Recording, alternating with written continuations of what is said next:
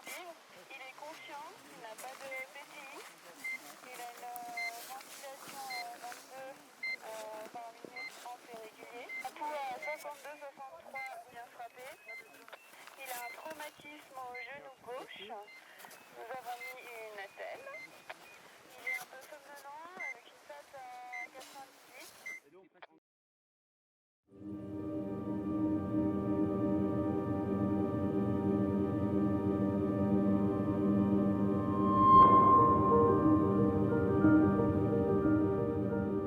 La montagne, en fait, c'est un terrain de jeu magnifique. On marche, on court, on grimpe, on skie, on descend, on fait du parapente, on fait tout dans la montagne. Et de par les réseaux sociaux, de par toutes les vidéos qu'on voit, en plus on croit que c'est facile. Parce qu'on voit toujours des trucs extraordinaires, qui ont l'air de toujours bien se dérouler. Mais en fait, la dure réalité, c'est que c'est pas ça, ouais. Sur une saison d'hiver, c'est pas beaucoup de jours tout ça.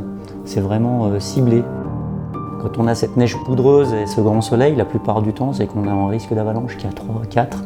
C'est vachement dangereux. La montagne, en fait, elle est belle, mais elle est piégeuse. Ça, faut s'en souvenir. Faut apprendre à la connaître. Et comme on dit, si elle veut pas de nous, faut pas forcer les choses. Elle sera toujours là. On pourra revenir demain, après-demain, l'année prochaine, etc. Je crois qu'il faut avoir ses ambitions à la hauteur de son niveau. Du jour au lendemain, on ne peut pas s'inventer super alpiniste, super skieur. Mais à chaque fois qu'on part, on a quand même toujours en tête ce qui peut nous arriver. On prévient déjà où on va, on donne ses itinéraires. Puis il y a des fois, il y a le plan de départ, ce qu'on souhaitait faire, puis ce qu'on va faire.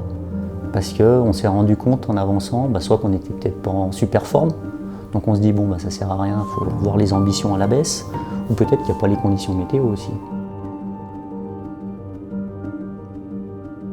Je me souviens de deux secours plus particulièrement, parce que déjà c'était des enfants. C'est comme si c'est votre famille, ça vous touche un peu plus.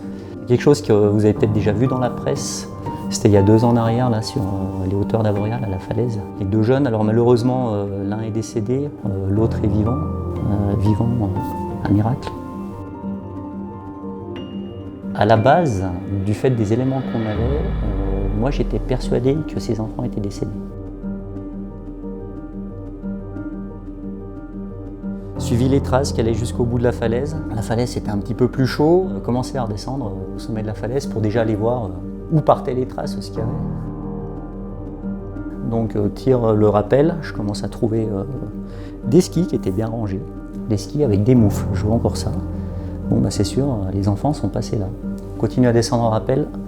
Là je vois un ski qui est planté dans la neige, mais on voit que c'est pas un ski qui a été planté par quelqu'un, c'est une chute certainement. Et ce soir-là, il y avait beaucoup de brouillard, on voyait pas le bas de la vallée. J'avais le brouillard qui était 50 mètres sous moi. Finalement, on passe par le dessous. Et là, on retrouve un des enfants miraculés, puisqu'il n'avait pas de mal en fait. Mis à part qu'il était en légère hypothermie, puis quand même le choc émotionnel et qu'il cherchait son frère, il allait bien. Après son frère malheureusement décédé. Mais qu'on retrouve un des 2 enfants vivants, ça fait partie vraiment des miracles. Ça a toujours été un souhait pour moi d'intégrer le secours en montagne. Donc quand j'ai eu 18 ans, la première chose que j'ai fait, c'est demander si je pouvais intégrer le secours en montagne. Donc j'ai été pris, j'en ai été très heureux. Le secours en montagne, c'est une association qui a été créée il y a longtemps de ça, c'était en 1897. Puisque à l'époque, les secours professionnels que sont les gendarmes maintenant, les pompiers, tout ça, avec les hélicos n'existaient pas. Donc c'était vraiment des sauveteurs bénévoles qui faisaient les secours en montagne. Aujourd'hui, le secours en montagne, il est réalisé essentiellement par les pros. Et en fait, nous, on intervient, on va dire, la plupart du temps quand il fait mauvais. Puisque c'est là que l'hélico ne peut pas voler, il faut partir à pied. C'est plus compliqué, la connaissance du terrain commence à devenir très importante. Ou alors pour des opérations de grande envergure, quand il faut beaucoup de monde, aussi bien pour des recherches de personnes, des avalanches, ou des secours à personne, ou pour ramener la personne jusque dans la vallée, il faut un tas de bras pour se relayer, etc. C'est ce qui représente 127 secouristes qui sont disponibles jour et nuit. Et ça toute l'année, quel que soit le temps. C'est tous des gens, des passionnés de la montagne, qui connaissent très bien leur secteur. Donc c'est vraiment bénévolement. On va quitter notre travail, aller faire le secours. Des fois on va même prendre une journée de congé. C'est vraiment gratuitement. C'est vraiment l'aide, la solidarité. On fait des entraînements tout au long de l'année, une cinquantaine de journées d'entraînement qui sont réalisées chaque année. J'ai appris beaucoup de choses par le secours en montagne, je pense que je vais encore en apprendre beaucoup, ça c'est sûr. Et puis maintenant j'en transmets aussi et ça aussi c'est sympa. On est une bande de copains quand même, on a tous fait de la montagne ensemble ou autre, ou à un moment donné c'est la montagne qui nous a unis. Et c'est ce qui fait que les personnes qui ne sont pas encore au secours en montagne rentrent au secours en montagne, ça crée un lien en fait. On aura la chance dans ce lien de retrouver des personnes qui sont des professionnels.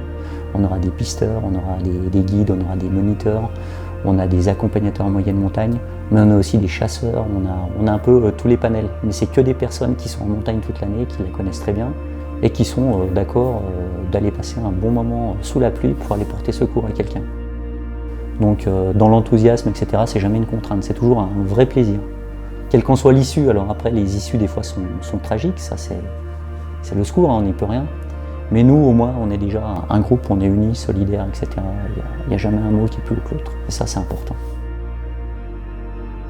Donc c'était aux alentours des minuit, c'était en plein mois de janvier. On recherchait un jeune enfant autiste qui skiait avec son papa sur le secteur de Supermorzine à Avoriaz. Et dans la journée, dans l'après-midi, ils se sont perdus. Son fils est parti sur la droite. Il y avait de la belle neige pour faire un peu d'hors-piste. Ça semble toujours joli quand on est au-dessus, mais dessous, c'est la grande barre rocheuse qui donne sur le lac de Montrigon. Ça commence à faire long, il y avait déjà 150 mètres de rappel, je crois, de tirer. C'était 1h du matin. Et puis après, il fallait retirer encore le rappel. Puis on était juste à la cascade de glace, puis ça commence à descendre des blocs de glace comme ça.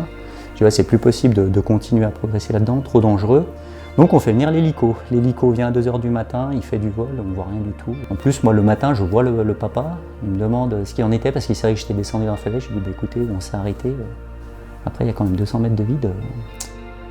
L'issue, elle semble quand même un petit peu compliquée. Ouais. Puis il me dit comme ça, je me souviens je me souviendrai toute ma vie, il me dit il y a toujours un espoir. Donc on fait le survol avec l'hélico et d'un coup, on dirait qu'il y a quelque chose accroché au sapin. Et on trouve le jeune Pierre qui était comme ça autour du sapin, qui le tenait accroché. Et il n'avait pas une brique de mal, juste les éraflures de ce qu'il était tombé, etc. Mais rien du tout. Repris, on l'a treuillé, on l'a ramené à son papa. Magnifique. On n'y croyait pas. Et comme quoi, il y a toujours un espoir. Ces deux secours-là, ça me fait dire que, quels que soient les éléments de départ, on doit se dire que la personne est vivante. Point barre. La plus gratifiante, c'est sauver une vie, tout simplement. C'est quand on fait un secours et puis qu'on ramène la personne vivante. Quand on sait pertinemment que si on ne serait pas intervenu, cette personne serait décédée. Et qu'on sait qu'on a pu la sauver de par notre intervention. Ça, c'est ce qu'il y a de mieux. Voilà. Et le plus beau, c'est de voir le visage des gens quand on ramène les personnes vivantes. Ce que vous allez partager, mais juste par les simples mots ou par les attentions de la famille. Et ça, c'est toutes les récompenses du monde. Il n'y a plus besoin d'argent pour tout ça.